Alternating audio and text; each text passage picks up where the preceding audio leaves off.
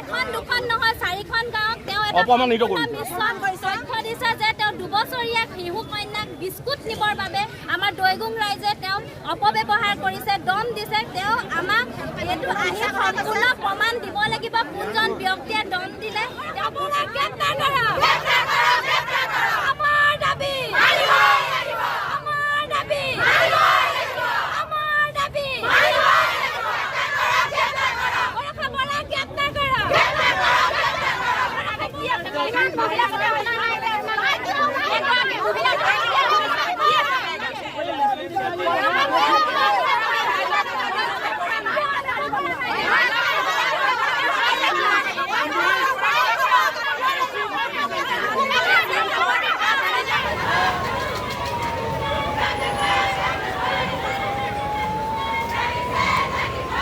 দৈগুং অঞ্চলত যিগৰাকী মহিলা ইতিমধ্যে আপোনালোকে ছ'চিয়েল মিডিয়াৰ যোগেদি দেখিবলৈ পাইছে, কিন্তু অতি দুখেৰে আমি জনাইছোঁ যে আমি যোৱাকালি দৈগুঙৰ সমগ্ৰ মহিলা ওলাই গৈ আমাৰ চাৰ্কুল অফিচত তথা আমাৰ নুমলীগড় আৰক্ষী থানাত আমি দুখনকৈ স্মাৰকপত্ৰ দিছিলোঁ যে তেখেতৰ যিখিনি আমাৰ দুষ্কৃতিমূলক কাৰ্য কৰি আছে, তেখেতে যিখিনি আমাৰ দৈগুঙৰ গুণ্ডাগিৰি তেখেতে দেখাই আছে, যিখিনি তেখেতে দৈগুঙৰ ৰাইজৰ ওপৰত উপদ্ৰৱ চলাইছে, সেইখিনি গোটেই আমি তথ্য সহকাৰে দিয়াৰ স্বত্তেও আজি বৰষা বৰাই যিটো প্ৰেছ মিটত আমি দেখিবলৈ পাইছোঁ যে আমাৰ দৈগুং অঞ্চলৰ ৰাইজক যিটো তেওঁ মিছা অভিযুক্ত দাখিল কৰিছে যে তেওঁ 2 বছৰীয়া কন্যাক বিস্কুট নিবলৈ আহোঁতে বোলে আমাৰ দৈগুং অঞ্চলৰ ৰাইজে অপদস্থ কৰিছে বা নিবলৈ দিয়া নাই, সেইটোত আমি ক্ষুব্ধিত হৈছোঁ আৰু সেইটো সম্পূৰ্ণ মিছা।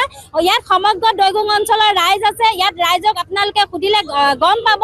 আৰু তেওঁ এটা মিছা অভিযোগ দাখিল কৰিছে যে তেওঁ বোলে ছোৱালীজনীৰ কিবা শাৰীৰিক অসুস্থতাৰ কাৰণে তেওঁ ট্ৰিটমেণ্টৰ কাৰণে নিব পৰা নাই, তেওঁ ড্ৰাইভাৰক আচলতে কোনোবাই দম দিছে। তেখেতে সেইটো আমাক তথ্য সহকাৰে প্ৰমাণ দিব লাগিব যে আমাৰ দৈগুং অঞ্চলৰ ৰাইজে কোনে তেখেতক দম দিছে আৰু তেখেতৰ কন্যাক আমি শাৰীৰিক অসুস্থতাৰ কাৰণে চিকিৎসাৰ বাবে নিবলৈ কোনে বাধা প্ৰদান তেখেতে দিছে। আৰু সেইদিনাখন আচলতে সমগ্ৰ দৈগুং অঞ্চলৰ ৰাইজ ওলাই আহিছে, কিন্তু আজি আমি প্ৰেছ মিটত দেখিবলৈ পাইছোঁ যে নিৰ্দিষ্টকৈ আমাৰ সমাজৰ যিকেইজন আমাৰ একেবাৰে সৰু আমাৰ ভাতৃ প্ৰতিম তেখেতসকলৰ নাম লৈছে, যিটো আমি মিছা বুলি সম্পূৰ্ণ আমি ৰাইজে আমি দাবী কৰিছোঁ যে এখন নহয় আচলতে 3খন-4খন গাঁৱৰ ৰাইজ সেইদিনাখন ওলাই আহিছিল। তেনেস্থলত তেওঁ কি ভিত্তিত 2জন ব্যক্তিৰ নাম ল'লে সেইটো আমাক তথ্য সহকাৰে দিব লাগিব।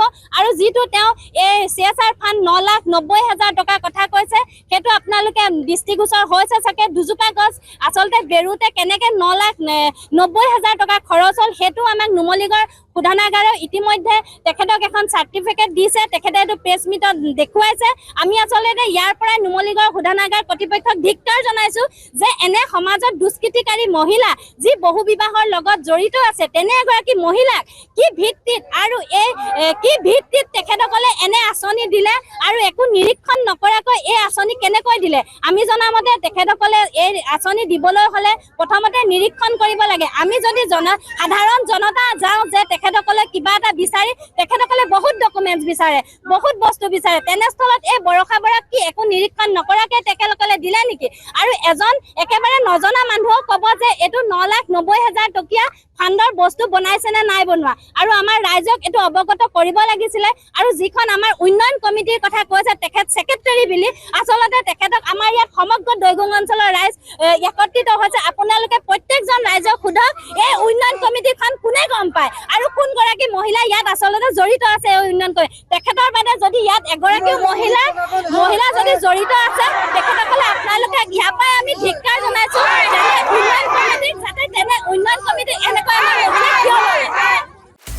আপুনি বিচৰা বাতৰি পাব কেৱল নিউজ 18 এপত। নিউজ 18 এপ ডাউনলোড কৰিবলৈ স্কেন কৰক এই QR কোড। গুগল প্লে ষ্টৰতো পাব এই নিউজ 18 এপ।